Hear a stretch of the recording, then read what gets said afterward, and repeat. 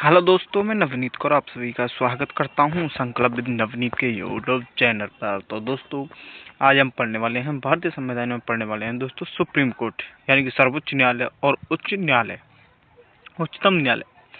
संविधान के भाग 5 में है आर्टिकल 124 से 147 के अंतर्गत दिए गए हैं दोस्तों।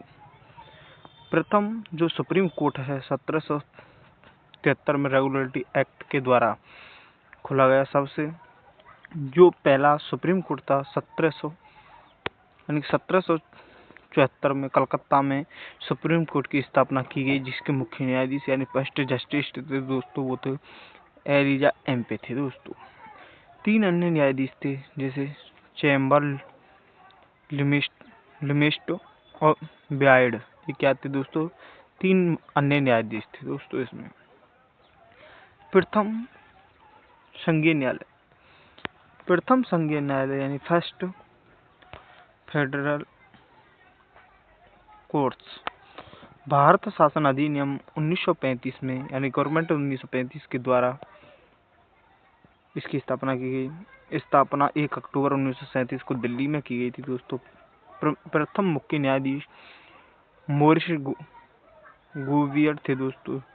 अन्य न्यायाधीश 7। अंतिम मुख्य न्यायाधीश H.J. कन्हैया थे दोस्तों।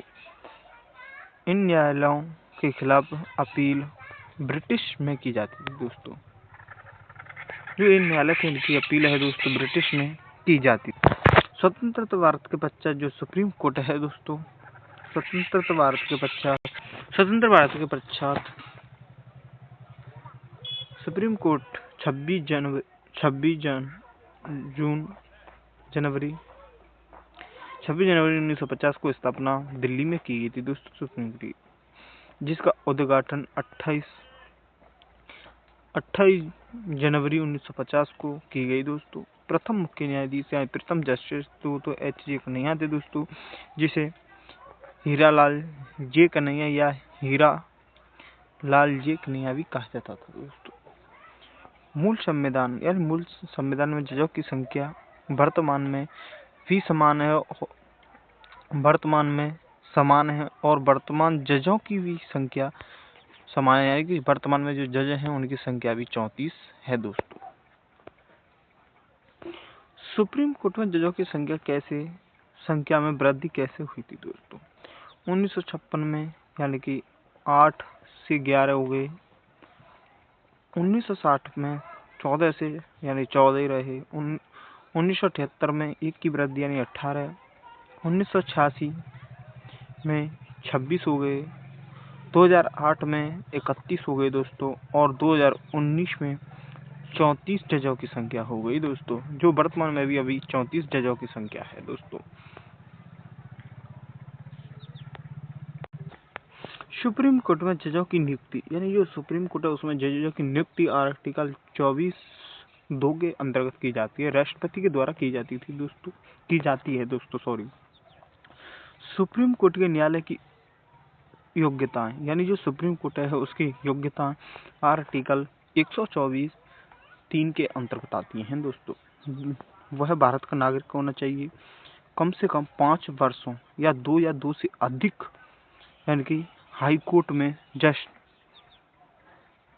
जजिस्ट रहा हो और या 10 वर्षों से अधिक हाई कोर्ट वकील हो।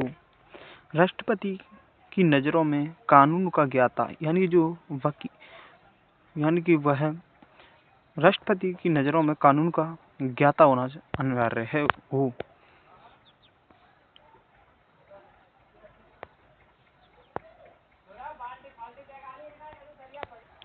वकाल कोटे से सुप्रीम कोर्ट में जज यानी कि MM साकर फीमेल थे इंदु मल्होत्रा। आर्टिकल 125 जिसमें सुप्रीम कोर्ट के जस्टिस को वेतन यानी कि CJI यानी मुख्य न्यायाधीश 2.80 लाख रुपए है और जो अन्य न्यायाधीश है उसकी 2.50 लाख रुपए है, जो भारत की संचित निधि के द्वारा इनको वेतन दिया जाता है दोस्तों। आर्टिकल आर्टिकल 126 सुप्रीम कोर्ट में कार्यवाहक मुख्य न्यायाधीश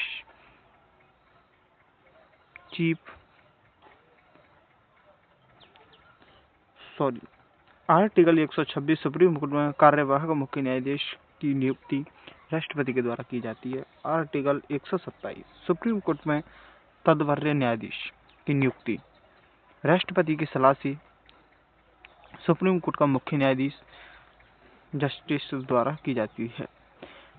जो तदवर्य न्यायालय है वह फ्रांस से लिया गया है। इसका कारण है जब सुप्रीम कोर्ट में गणपूर्ति ना हो तो सुप्रीम कोर्ट में बैठक बुलाई जा सकती है, यानी कि सुप्रीम कोर्ट में बैठक के लिए बुलाए जा सकते हैं दोस्तों। आर्टिकल 128 सुप्रीम कोर्ट में सेवानिवृत्त यानी कि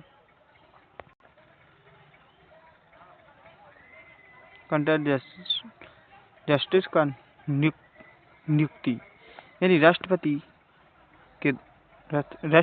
परमिशन से सुप्रीम कोर्ट के चीफ जस्टिस द्वारा की जाती है दोस्तों। आर्टिकल 129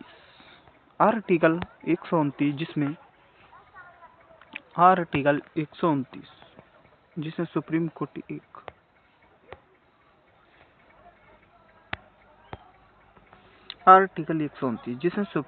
एक अभिलेखीय न्यायालय यानी कि आर्टिकल